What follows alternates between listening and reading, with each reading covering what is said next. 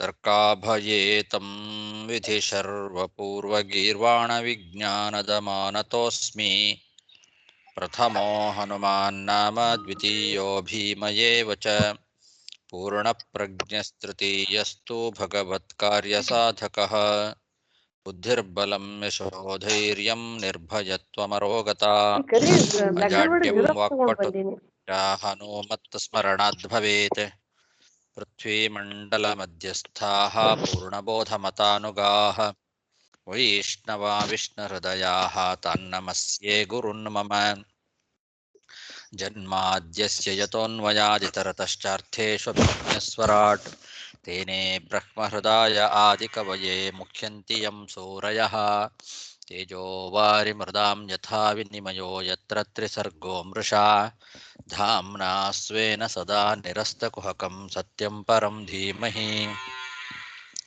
ಸೃಷ್ಟಿಸ್ಥಿತ್ಯಪ್ಯೇಹಾನಿಯತಿದೃಶಿತಮೋ ಬಂಧಮೋಕ್ಷಶ್ಚ ಯಸ್ಮಾದಸ್ಯ ಶ್ರೀಬ್ರಹ್ಮರುದ್ರಪ್ರಭೃತಿಸುರನರದ್ವೀಷಶತ್ರುತ್ಮಕಸ್ಯ ವಿಷ್ಣೋರ್ವ್ಯಸ್ತಾಃ ಸಮಸ್ತಾಃ ಸಕಲಗುಣನಿಧಿಃ ಸರ್ವದೋಷವ್ಯಪೇತಃ ಪೂರ್ಣಾನಂದೋ ವ್ಯಯೋ ಯೋ ಗುರುರಪಿ ಪರಮಃ ಚಿಂತಯೇತಂ ಮಹಾಂತಂ M ಪರವ್ರಜन्तಮನುಪೇತಮಪೇತಕೃತ್ಯಂ ದ್ವೈಪಾಯನೋ ವಿರಹಕಾತರ ಆಜುಹಾವ ಪುತ್ರೇತಿ ತನ್ಮಯತಯಾ ತರವೋಪಿ ನೇದುಃ तं ಸರ್ವಭೂತಹೃದಯಂ ಮುನಿಮಾನತೋಸ್ಮಿ ಶ್ರೀಗುರುಭ್ಯೋ ನಮಃ ಹರಿ ಓಂ.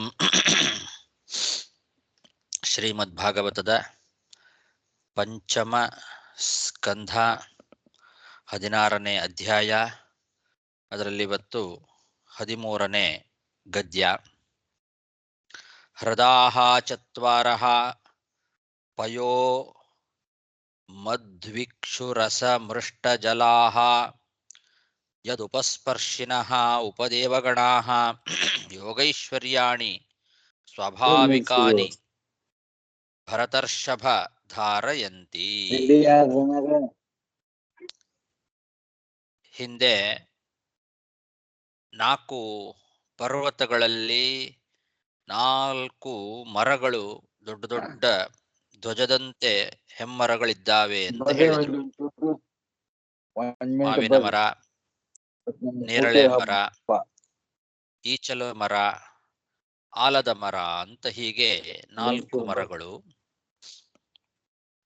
ಇದು ಮಂದರ, ಮೇರುಮಂದರ, ಸುಪಾರ್ಶ್ವ, ಕುಮುದ ಎಂಬತಕ್ಕಂತಹ ಈ 4 ಪರ್ವತಗಳ ಮೇಲೆ ಮಾವಿನ ಮರ, ನೇರಳೆ ಮರ, ಈಚಲು ಮರ, ಆಲದ ಮರ, ಈ ರೀತಿ 4 ಮರಗಳು ದೊಡ್ಡ ಧ್ವಜಸ್ತಂಭದಂತೆ ಇದ್ದಾವೆ ಅಂತ ಹೇಳಿದ್ರಲ್ಲ. ಎಲೆ ಪರೀಕ್ಷಿತ್ ರಾಜ, ಭರತರ್ಷಭ ಅಂತ ಸಂಬೋಧನ.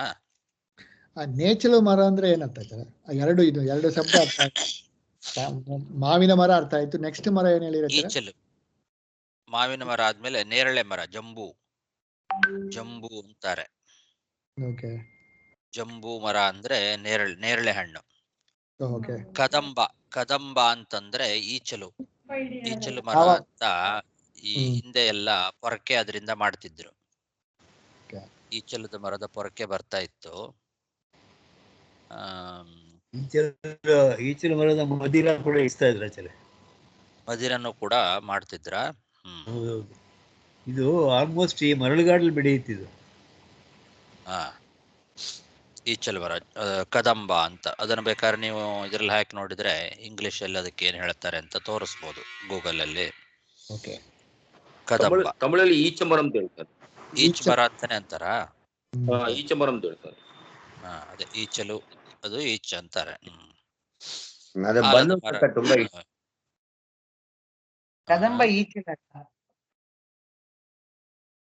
ಕದಂಬ ಈಚಲಲ್ಲ, ಅದು ಮರ. ಅದು ಮಥುರಲ್ಲಿ ಇದೆ. ಮಥುರಲ್ಲಿ ಅಲ್ಲಿಂದ ಜಂಪ್ ಮಾಡಿದ್ದು ಕಾಲಿಯನ್ ಮೇಲೆ, ಅದು ಕದಂಬ ಮರ. ಅದರಲ್ಲಿ ಒಂದು ಕಾಯಿ ಎಲ್ಲ ಕೆಳಗೆ ಬರುತ್ತೆ, ಮೇಲೆ ಈಚ ಮರ ಅಲ್ಲ ಅದು. ಓಹೋ. ಎಕ್ಸ್ಟ್ರಾಕ್ಟ್ ಟಾಡಿ ಫ್ರಮ್ ಈಚಲು ಮರ. ಈಚಲು ಹೆಂಡ ಎಕ್ಸ್ಟ್ರಾಕ್ಟ್ ಮಾಡ್ತಾರೆ ಗುರುಗಳೇ ಈಚಲು ಮರದಿಂದ.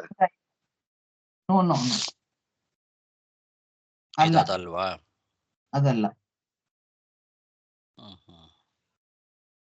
ಹಾಗಾದ್ರೆ ಕದಂಬ ಅಂತಂದ್ರೆ ಅದಕ್ಕೇನಂತಾರೆ?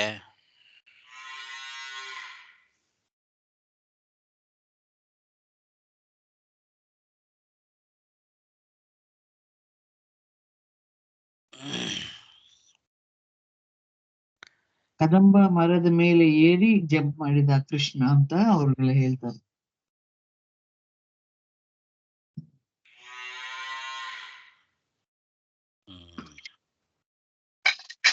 ಇಲ್ಲಿ ಹಾಗೆ ಬರ್ದಿದ್ದಾರೆ, ನೋಡೋಣ. ಆ 4 ಪರ್ವತಗಳು ಏನ್ ಹೇಳಿದ್ರು, ಮಂದರ ಪರ್ವತ, ಮೇರು ಮಂದರ, ಸುಪಾರ್ಶ್ವ ಮತ್ತು ಕುಮುದ ಅಂತ ಈ 4 ಪರ್ವತಗಳ ಮೇಲೆ 4 ಸರೋವರಗಳಿದ್ದಾವೆ ಅಂತ ಹೇಳ್ತಾ ಇದ್ದಾರೆ ಇವಾಗ. ಹ್ರದಾಹ ಚತ್ವಾರಃ, 4 ಸರೋವರಗಳು. ಮೊದಲನೇದ್ದು ಹಾಲಿನ ಸರೋವರ, ಆಮೇಲೆ ಎರಡನೇದ್ದು ಜೇನು ಸರೋವರ, ಮಧು. ಮೂರನೇದ್ದು ಇಕ್ಷುರಸ ಅಂದ್ರೆ ಕಬ್ಬಿನ ರಸ, ಕಬ್ಬಿನ ರಸದ್ದು ಸರೋವರ. 4ನೇದ್ದು ಸಿಹಿ ನೀರು, ಸಿಹಿ ನೀರಿನ ಸರೋವರ. ಹೀಗೆ ಒಟ್ಟು 4 ಸರೋವರಗಳಿದ್ದಾವೆ. ಮಂದರ ಪರ್ವತ, ಮೇರು ಮಂದರ ಪರ್ವತ, ಸುಪಾರ್ಶ್ವ ಪರ್ವತ ಮತ್ತು ಕುಮುದ ಪರ್ವತಗಳಲ್ಲಿ ಮೇಲೆ ಹಾಲಿನ ಸರೋವರ, ಜೇನಿನ ಸರೋವರ, ಕಬ್ಬಿನ ರಸದ ಸರೋವರ, ಇಕ್ಷುದಂಡ ರಸ ಅದರ ಸರೋವರ, ಆಮೇಲೆ ಸಿಹಿ ನೀರಿನ ಸರೋವರ. ಹೀಗೆ 4 ಸರೋವರಗಳಿದ್ದಾವೆ. ಈ ಸರೋವರದಲ್ಲಿ ಇರುವಂತಹ ರಸವನ್ನ ಸೇವನೆ ಮಾಡಿ ಉಪದೇವಗಣಗಳು, ಉಪದೇವಗಣ ಅಂತಂದ್ರೆ ದೇವತೆಗಳ ಉಪ ದೇವತೆಗಳು ಅಂತಿದ್ದಾರಲ್ಲ, ಅಂದ್ರೆ ಯಕ್ಷರು, ಕಿನ್ನರರು, ಕಿಂಪುರುಷರು ಮೊದಲಾದಂಥವರು, ಇವರೆಲ್ಲರೂ ಕೂಡ ಈ ಸರೋವರದ ಸೇವನೆಯನ್ನ ಮಾಡೋದರಿಂದ ಅವರಿಗೆ ಸ್ವಾಭಾವಿಕವಾಗಿ ಯೋಗ ಸಿದ್ಧಿಗಳೆಲ್ಲ ಸಿಕ್ಕಿದೆ ಅಂತೆ. ಯೋಗೈಶ್ವರ್ಯಾಣಿ ಸ್ವಾಭಾವಿಕಾನಿ ಯೋಗೈಶ್ವರ್ಯಾಣಿ ಧಾರಯಂತಿ. ಸ್ವಾಭಾವಿಕವಾದ ಯೋಗೈಶ್ವರ್ಯವನ್ನ ಅವರು ಪಡ್ಕೊಂಡಿದ್ದಾರೆ, ಯೋಗದ ಸಿದ್ಧಿಗಳನ್ನ ಅವರು ಪಡ್ಕೊಂಡಿದ್ದಾರೆ ಈ ರಸವನ್ನ ಸೇವನೆ ಮಾಡೋದರಿಂದ. ಅಂತಹ ರಸಗಳ ಸರೋವರಗಳು ಈ 4 ಪರ್ವತಗಳ ಮೇಲೆ ಇದ್ದಾವೆ.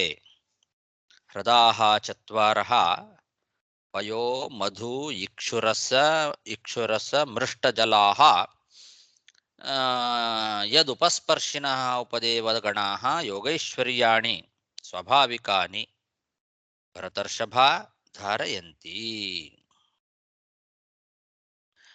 ದೇವೋದ್ಯಾನಾನಿ ಚ ಭವಂತಿ. ಇಲ್ಲಿ ಒಂದು ಹಾಲು, ಜೇನುತುಪ್ಪು, ಕಬ್ಬಿನ ಅಂದ್ರೆ ಅದು ಇದು ಅಯನ್ ವಾಟರ್, ಅದು ಕಬ್ಬು, ಇಕ್ಷುದಂಡ, ಕಬ್ಬು ಏನಂತಾರೆ ಕಬ್ಬಿಗೆ? Sugar cane. ಯಾಕಂದ್ರೆ ಒಂದು ಸಿಹಿ ನೀರು ಇದೆ, ಪಕ್ಕದಲ್ಲಿ ಇದು ಇದೆ. ಓಕೆ, ಎಲ್ಲ ಓಕೆ. ಇದು ಸಿಹಿನೇ, ಇದು ಕಬ್ಬಿನ ರಸ, ಶುಗರ್ ಕೇನ್. ದೇವೋದ್ಯಾನಾನಿ ಚ ಭವಂತಿ ಚತ್ವಾರಿ ನಂದನಂ ಚೈತ್ರರಥಂ ವೈಭ್ರಾಜಂ ಸರ್ವತೋಭದ್ರಂ ಇತಿ. ಇನ್ನು ಇದೇ ಪರ್ವತದಲ್ಲಿ 4 ಸರೋವರಗಳು ಹೇಗಿದ್ದಾವೋ ಹಾಗೆ 4 ಪಾರ್ಕ್ಗಳು, ಉದ್ಯಾನಗಳು, ದೇವೋದ್ಯಾನಾನಿ, ದೇವತೆಗಳು ಸಂಚಾರ ಮಾಡತಕ್ಕಂತಹ ಉದ್ಯಾನಗಳು, ದಿವ್ಯವಾದ ಉದ್ಯಾನ. ಆ ಉದ್ಯಾನಗಳು ಯಾವ್ದ್ಯಾವುದು ಅಂದ್ರೆ ನಂದನ, ಚೈತ್ರರಥ, ವೈಭ್ರಾಜಕ, ಸರ್ವತೋಭದ್ರ ಅಂತ ಇದು 4 ಉದ್ಯಾನಗಳ ಹೆಸರು. ಈ 4 ಉದ್ಯಾನಗಳು ಕೂಡ ಆ 4 ಪರ್ವತಗಳ ಮೇಲೆ ಇದ್ದಾವೆ.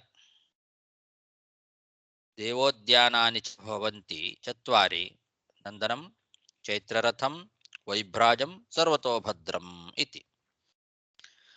ಯೇಷು ಅಮರ ಪರಿವೃಢಾಃ ಸಹಾಮರ ಲಲನಾ ಲಲಾಮ ಯೂಥ ಪತಯಃ ಉಪದೇವಗಣೈಃ ಉಪಗೀಯಮಾನ ಮಹಿಮಾನಃ ಕಿಲ ವಿಹರಂತಿ.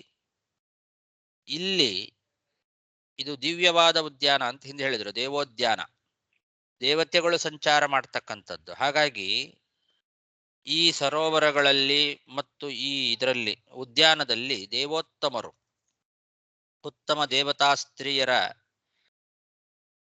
ಆ ಒಂದು ಸಮೂಹ ಏನಿದೆ, ದೊಡ್ಡ ದೊಡ್ಡ ದೇವತಾ ಸ್ತ್ರೀಯರ ಸಮೂಹ, ಅವುಗಳಿಗೆ ನಾಯಕರಾಗಿ ಅವರ ಜೊತೆಗೂಡಿ ಉಪದೇವತೆಗಳಿಂದ ಗುಣಗಾನವನ್ನು ಮಾಡಿಸಿಕೊಳ್ತಾ ವಿಹಾರ ಮಾಡ್ತಾರೆ. ಉಪದೇವತೆಗಳು ಅಂದ್ರೆ ಯಕ್ಷರು, ಕಿನ್ನರರು, ಕೆಂಪುರುಷರು ಮೊದಲಾದವರೆಲ್ಲ ಈ ದೇವತೆಗಳನ್ನ ಅವರು ಗಾನ ಮಾಡ್ತಾ ಇರ್ತಾರೆ, ಸ್ತೋತ್ರ ಮಾಡ್ತಾ ಇರ್ತಾರೆ. ಹಾಗೆ ಇವರು ತಮ್ಮ ತಮ್ಮ ದೇವತಾ ಸ್ತ್ರೀಯರಿಂದ ಕೂಡಿಕೊಂಡು ಈ ಉಪವನದಲ್ಲಿ, ಪಾರ್ಕ್ನಲ್ಲಿ ಸಂಚಾರ ಮಾಡ್ತಾ ಇರ್ತಾರೆ, ವಿಹಾರ ಮಾಡ್ತಾ ಇರ್ತಾರೆ. ದೇವಾನುದೇವತೆಗಳು, ದೇವೋತ್ತಮರು. ಯೇಷು ಅಮರ ಪರಿವೃಢಾಹ, ಅಮರ ಅಂತಂದ್ರೆ ದೇವತೆಗಳು, ಅವರ ಪರಿವೃಢ ಅಂದ್ರೆ ಸಮೂಹ, ಆ ಎಲ್ಲ ದೇವತಾ ಸಮೂಹ. ಸಹ ಅಮರ ಲಲನಾ ಲಲಾಮಯೂಥ ಪತಯ ಅಂತ. ಅಮರ ಲಲನ ಅಂದ್ರೆ ದೇವತಾ ಸ್ತ್ರೀಯರು. ಆ ದೇವತಾ ಸ್ತ್ರೀಯರ ಸಮೂಹಕ್ಕೆ ಯೂಥಪತಿಗಳು, ಆ ಸಮೂಹಗಳಿಗೆ ನಾಯಕರು ಇವರು. ಯಾರು? ದೇವತೆಗಳು. ಅನೇಕ ದೇವತಾ ಸ್ತ್ರೀಯರ ಸಮೂಹಗಳಿಗೆ ನಾಯಕರಾದಂತಹ ದೇವತಾ ಸಮೂಹ ಆ ನಾಯಕಿಯರ ಜೊತೆಯಲ್ಲಿ ಸಂಚಾರ ಮಾಡ್ತಾರೆ, ವಿಹಾರ ಮಾಡ್ತಾರೆ ಈ ಒಂದು ಉದ್ಯಾನದಲ್ಲಿ. ಅವರು ಹಾಗೆ ಮಾಡುವಾಗ ಉಪದೇವತಾ ಸಮೂಹ ಏನಿದೆ, ಯಕ್ಷರು, ಕಿನ್ನರರು, ಕೆಂಪುರುಷರು ಮೊದಲಾದವರೆಲ್ಲ ಅವರನ್ನ ಸ್ತೋತ್ರ ಮಾಡ್ತಾ ಇರ್ತಾರೆ. ಉಪಗೀಯಮಾನ ಮಹಿಮಾನಃ, ಆ ರೀತಿ ಸ್ತೋತ್ರ ಮಾಡ್ತಾ ಮಾಡಿಸ್ಕೊಳ್ತಾ ಅಲ್ಲಿ ಆ ಸರೋವರದಲ್ಲಿ ಮತ್ತು ಇದರಲ್ಲಿ ಆ ಉದ್ಯಾನದಲ್ಲಿ ವಿಹಾರ ಮಾಡ್ತಾ ಇರ್ತಾರೆ.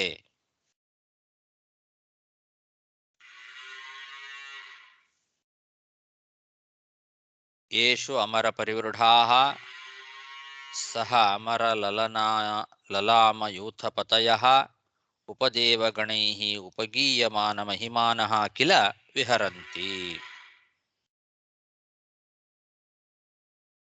ಮಂದರೋತ್ಸಂಗ ಏಕಾದಶ ಶತಯೋಜನೋತ್ತುಂಗ ದೇವಚೂತ ಶಿರಸೋ ಗಿರಿಶಿಖರಸ್ಥೂಲಾನಿ ಫಲಾನಿ ಅಮೃತಕಲ್ಪಾನಿ ನಿಪತಂತಿ.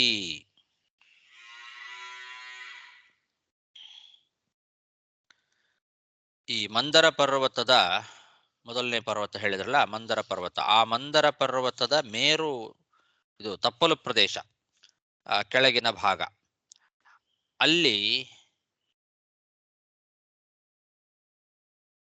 ಹಣ್ಣುಗಳು ಉದುರ್ತಾ ಇರ್ತವೆ, ಮಾವಿನ ಮರದ ಹಣ್ಣು. ಅಲ್ಲಿ ಮಾವಿನ ಮರ ಇದೆ ಅಂತ ಹೇಳಿದ್ರು. ಮಂದರ ಪರ್ವತದ ಮೇಲೆ ಇರೋದು ಮಾವಿನ ಮರ, ದೊಡ್ಡ ಮಾವಿನ ಮರ. ಅಲ್ಲಿ ಅದರ ತಪ್ಪಲು ಪ್ರದೇಶದಲ್ಲಿ 1100 ಯೋಜನ ಎತ್ತರದಿಂದ ಆ ಮಾವಿನ ಮರ ಮೇಲೆ ಇದೆ. 1100 ಯೋಜನೆ ಎತ್ತರದಲ್ಲಿ ಮಾವಿನ ಮರ ಇದೆ. ಆ ಮಾವಿನ ಮರದ ತುದಿಯಿಂದ ದೊಡ್ಡ ದೊಡ್ಡ ಹಣ್ಣುಗಳು, ಒಳ್ಳೊಳ್ಳೆ ರುಚಿಯಾದ, ಅಮೃತದಂತೆ ರುಚಿಯಾದಂತಹ ಹಣ್ಣುಗಳು ಉದುರ್ತಾವೆ ಮೇಲಿಂದ. 1100 ಯೋಜನ ಎತ್ತರದಿಂದ ಮಾವಿನ ಹಣ್ಣುಗಳು ಕೆಳಗೆ ಬೀಳ್ತವೆ. ಒಂದೊಂದು ಹಣ್ಣುಗಳು ಕೂಡ ದೊಡ್ಡ ದೊಡ್ಡ ಪರ್ವತಗಳ ಶಿಖರಗಳಂತೆ ದೊಡ್ಡದಾದ ಹಣ್ಣುಗಳು. ಆ ಒಂದೊಂದು ಹಣ್ಣುಗಳು ಕೂಡ ದೊಡ್ಡ ದೊಡ್ಡ ಶಿಖರಗಳಷ್ಟು ದೊಡ್ಡದಿರ್ತಾವಂತೆ. ಗಿರಿ ಶಿಖರ ಸ್ಥೂಲಾನಿ ಅಂತ. ಗಿರಿ ಅಂದ್ರೆ ಪರ್ವತ, ಅದರ ಶಿಖರಗಳು, ಈ ಪರ್ವತದ ಶಿಖರಗಳು ಎಷ್ಟು ದೊಡ್ಡದಾಗಿರ್ತವೆ, ಆ ಶಿಖರಗಳಷ್ಟು ದೊಡ್ಡ ದೊಡ್ಡದಾದಂತಹ ಮಾವಿನ ಹಣ್ಣುಗಳು ಕೆಳಗೆ ಬೀಳ್ತವೆ ಆ ಮಂದರ ಪರ್ವತದ ಮೇಲಿಂದ. ಅದು ಎಷ್ಟು ಎತ್ತರ ಇದೆ? 11 ಶತಯೋಜನೋತ್ತುಂಗ. 11 ಶತ ಅಂದ್ರೆ 1100 ಯೋಜನ. 1100 ಯೋಜನ ಎತ್ತರದಿಂದ ಆ ಮಾವಿನ ಮರದ ತುದಿಯಿಂದ ಆ ಹಣ್ಣುಗಳು ಕೆಳಗೆ ಬೀಳ್ತವೆ ಮಂದರ ಪರ್ವತದ ತಪ್ಪಲ ಪ್ರದೇಶದಲ್ಲಿ. ಒಂದೊಂದು ಹಣ್ಣುಗಳು ಕೂಡ ಒಂದೊಂದು ಪರ್ವತದ ಶಿಖರಗಳಷ್ಟು ದೊಡ್ಡ ದೊಡ್ಡದಾದಂತಹ ಹಣ್ಣುಗಳು, ಒಳ್ಳೆ ರುಚಿಯಾದ, ಅಮೃತದಂತೆ ರುಚಿಯಾದ ಹಣ್ಣುಗಳು. ಆ ಕರ ಬಿಚ್ಚಿಬಿಡು ಅಂತ ಹೇಳಿ ಇಲ್ಲೇ ಓಡಾಡ್ಕೊಂಡಿರ್ಲಿ ಒಳಗನ.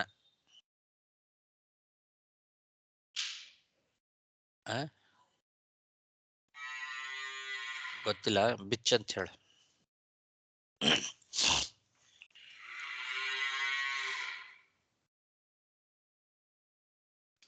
ಮಂದರೋತ್ಸಂಗ ಏಕಾದಶ ಶತಯೋಜನೋತ್ತುಂಗ ದೇವಚೂತಶಿರಸೋ ಗಿರಿಶಿಖರಸ್ಥೂಲಾನಿ ಫಲಾನಿ ಅಮೃತಕಲ್ಪಾನಿ ನಿಪತಂತಿ ತೇಷಾಂ ವಿಶೀರ್ಯಮಾಣಾನಾಂ ಅತಿಮಧುರ ಸುರಭಿ ಬಹಳಾರುಣ ರಸೋದೇನಾರುಣೋದಾ ನಾಮ ನದಿ ಮಂದರಗಿರಿ ಶಿಖರಾನ್ ನಿಪತಂತಿ ಪೂರ್ವೇಣ ಇಳಾವೃತಂ ಉಪಪ್ಲಾವಯತಿ.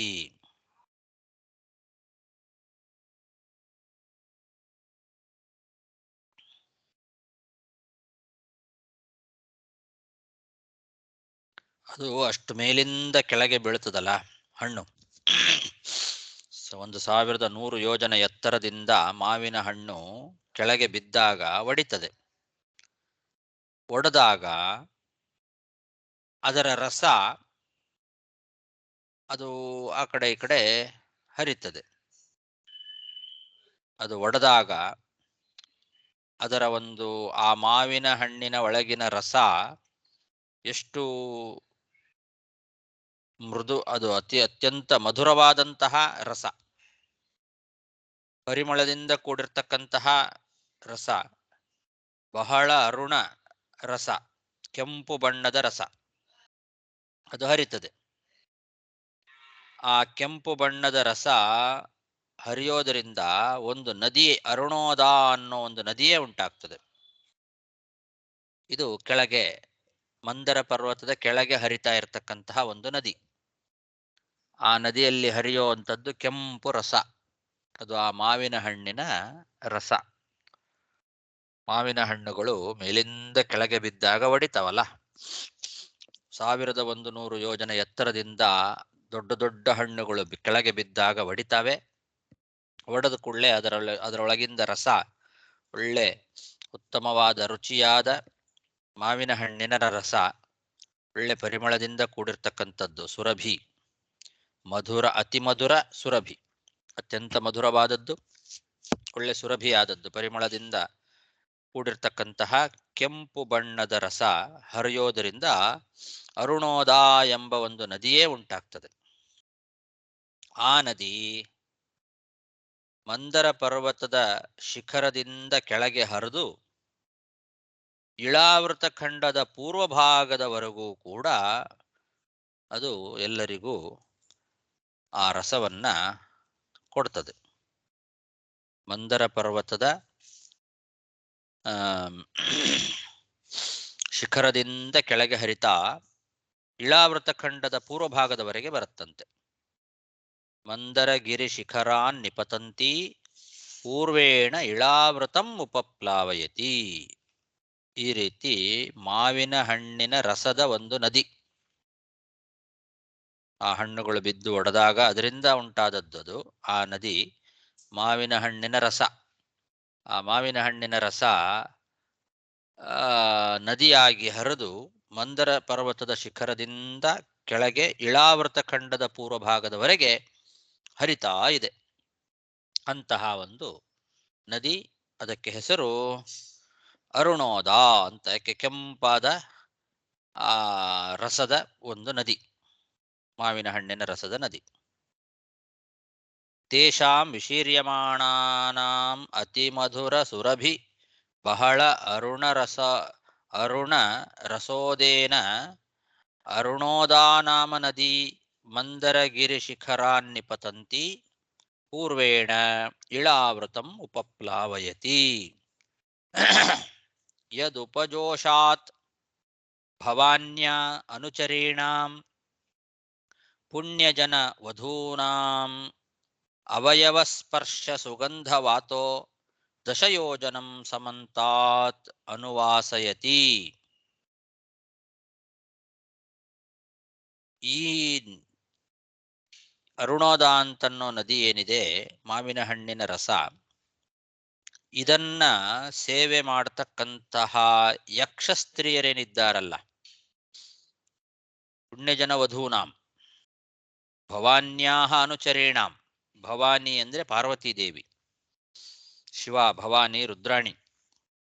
ಆ ಪಾರ್ವತೀ ದೇವಿಯ ದಾಸಿಯರು, ಪಾರ್ವತೀ ದೇವಿಯ ದಾಸಿಯರಾಗಿರ್ತಕ್ಕಂತಹ ಅನುಚರರಾಗಿರ್ತಕ್ಕಂತಹ ಯಕ್ಷ ಸ್ತ್ರೀಯರು, ಈ ಯಕ್ಷ ಸ್ತ್ರೀಯರೆಲ್ಲ ಆ ಒಂದು ರಸವನ್ನ ಸೇವನೆ ಮಾಡೋದ್ರಿಂದ ಅವರ ಮೈಯಲ್ಲಿ ಒಳ್ಳೆ ಸುಗಂಧಭರಿತವಾಗಿ ಒಂದು ಗಾಳಿ ಅಲ್ಲಿಂದ ಸೂಸ್ತಾ ಬರುತ್ತೆ.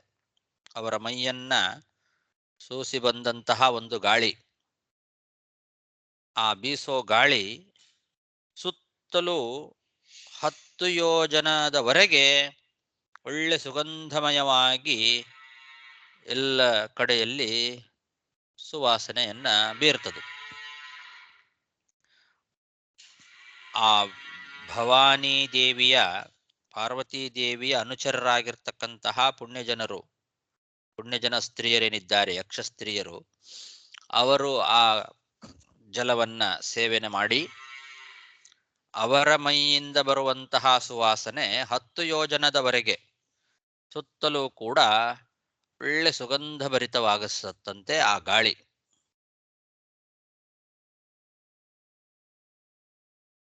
ಈ ಮಾವಿನ ರಸದ ಒಂದು ಸುವಾಸನೆ, ಅದನ್ನ ಸೇವೆ ಮಾಡಿರೋದ್ರಿಂದ ಇವರ ಯಕ್ಷ ಸ್ತ್ರೀಯರು, ಭವಾನಿ ದೇವಿಯ ಅನುಚರರಾದಂತಹ ಯಕ್ಷ ಸ್ತ್ರೀಯರಿಂದ ಬರುವಂತಹ ಆ ಒಂದು ಪರಿಮಳ, ಅವರ ಮೈಯ ಸ್ಪರ್ಶದಿಂದ ಬಂದಂತಹ ಸುಗಂಧವಾತ, ಅದರ ಗಾಳಿ 10 ಯೋಜನದವರೆಗೆ ಎಲ್ಲ ಕಡೆಯಲ್ಲಿಯೂ ಅನುವಾಸಯತಿ, ಸುಗಂಧಮಯವಾಗಿ ಇರಿಸತ್ತೆ.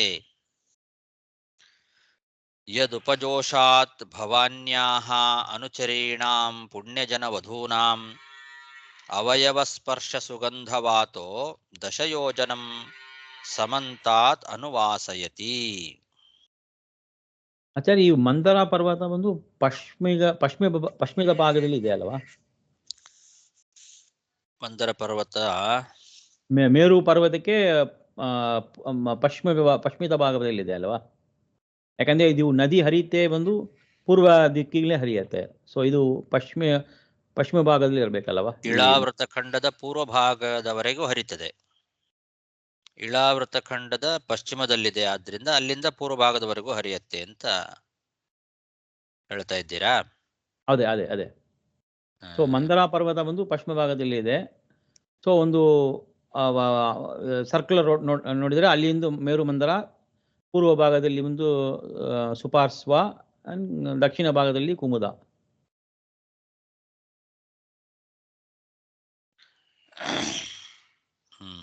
ಮೇರು ಪರ್ವತದ 4 ಕಡೆಗೆ ಆಧಾರ ಸ್ತಂಭದಂತೆ ಇರತಕ್ಕಂಥದ್ದು ಈ 4 ಪರ್ವತಗಳು ಅಂತ ಹೇಳಿದ್ದಾರೆ. ಆದರೆ ಯಾವ ಭಾಗದಲ್ಲಿ ಅಂತ ಅಲ್ಲಿ ಹೇಳಿಲ್ಲ.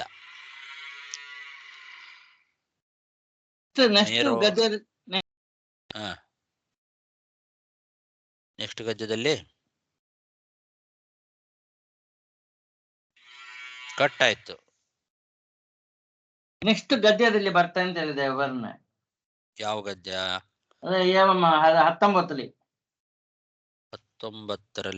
19 ಅದೇ ಈಗ ಮುಂದೆ ಮಾಡೋದ್ರಲ್ಲ, ಯಾವ ಭಾಗದಲ್ಲಿದೆ ಅಂತನಾ? ಅದೇ ದಕ್ಷಿಣ ಆತ್ಮನ ದಕ್ಷಿಣ ಅಥವಾ ಯಾವದಿಲಾವರ್ತಂ ಅದೆಲ್ಲ ಬಂದಿದೆ ನೋಡ್ರಿ, ಕಾಸಿ ಕಾಲ ಹಾಕಿದ್ದಾರೆ. ಇಳಾವೃತ ಖಂಡದ ದಕ್ಷಿಣ ಭಾಗದಲ್ಲಿ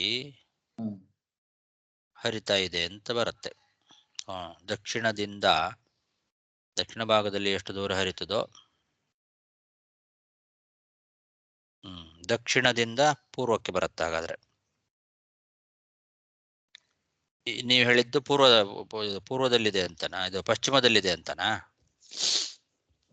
ಮಂದರ ಬಂದು ಪಶ್ಚಿಮ ಭಾಗದಲ್ಲಿ ಇದೆ, ಮೇರು ಮಂದರ ಒಂದು ಉತ್ತರ ಭಾಗ, ಸುಪಾರ್ಶ್ವ ಒಂದು ಪೂರ್ವ ಭಾಗದಲ್ಲಿದೆ, ಕುಮುದ ಒಂದು ದಕ್ಷಿಣ ಮೇರು ಪರ್ವಕ್ಕೆ ದಕ್ಷಿಣ ದಿಕ್ಕಲ್ಲಿದೆ. ಅದೇ ಪ್ರದಕ್ಷಿಣಾಕಾರವಾಗಿ ನೀವು ಹೇಳ್ತಾ ಇದ್ದೀರಾ? ಹೌದು ಹೌದು, ಅದೇ ನನಗೆ ಅನಿಸುತ್ತೆ ಆಚಾರ್ಯ. ಪೂರ್ವದಿಂದ ಹಾಗಾದ್ರೆ ಅದು ಪಶ್ಚಿಮದಿಂದ ಪೂರ್ವ ಭಾಗದವರೆಗೂ ಈಗ ಹರಿತಾ ಇದೆ ಅಂತ ಇಲ್ಲಿ ಹೇಳಿದ್ದಾರೆ ಅಂತ ಇಟ್ಕೊಳ್ತೀರಿ. ಹೌದು ಹೌದು. ಮುಂದಿನ ಗದ್ಯದಲ್ಲಿ ಏನ್ ಹೇಳ್ತಾ ಇದ್ದಾರೆ ಅಂದ್ರೆ ಮೇರು ಮಂದಿರದ ಬಗ್ಗೆ ಹೇಳ್ತಾರೆ. ಅದು ಇರೋದು ಯಾವ ಭಾಗ ನಿಮ್ ಪ್ರಕಾರ ಇವಾಗ? ಅದು ಒಂದು ಉತ್ತರ ಮೇರು ಪರ್ವತಕ್ಕೆ ಉತ್ತರ ದಿಕ್ಕಲ್ಲಿದೆ. ಮೇರು ಮಂದಿರ ಸಾರಿ ಮೇರು ಪರ್ವತಕ್ಕೆ ಉತ್ತರ ಭಾಗದಲ್ಲಿದೆ. ಇನ್ನೊಂದು ಪ್ರಾಕಾರವಾಗಿ ಪಶ್ಚಿಮ ಭಾಗದಲ್ಲಿ ಒಂದು ಮಂದರ ದಕ್ಷಿಣದಲ್ಲಿದೆ ಅಂತ ಹೇಳ್ತಾ ಇದ್ದಾರೆ ಅವರು. ಹೌದಾ? ಮುಂದಿನ ಗದ್ಯದಲ್ಲಿ ದಕ್ಷಿಣ ಭಾಗದಲ್ಲಿದೆ ಅಂತ ಹೇಳಿದ್ದಾರೆ. ಮೇರುಮಂದರ ಪರ್ವತ ಇಳಾವೃತ ಖಂಡದ ದಕ್ಷಿಣ ಭಾಗದಲ್ಲಿದೆ ಅಂತ ಹೇಳ್ತಾರೆ. ಮೇರು ಪರ್ವತಕ್ಕೆ ಆಧಾರ ಸ್ತಂಭವಾಗಿ ನೀವು 4 ದಿಕ್ಕುಗಳು ಹೇಳಿದ್ರಿ. ಹೌದು, ಇಳಾವೃತ ಖಂಡದ ದಕ್ಷಿಣಕ್ಕೆ ಅಂತ ಹೇಳಿದ್ದಾರೆ ಅಲ್ಲಿ. ಇಲ್ಲ ಆಕ್ಚುಲಿ ಪ್ರಕಾಶಿಕಾಗಿ ಒಂದು ಎಲ್ಲವೂ ಇಳಾವೃತ ಖಂಡದ ದಕ್ಷಿಣನೇ ಅಲ್ವಾ ಇದು? ಇಲ್ಲ ಆಚಾರ್ಯ, ಆಕ್ಚುಲಿ ನೋಡಿದರೆ ಪ್ರಕಾಶಿಕ ಅಲ್ಲಿ ಕೊನೆಗೆ ಹಾಕಿದ್ದಾರೆ ಆತ್ಮನೋ ದಕ್ಷಿಣದೋ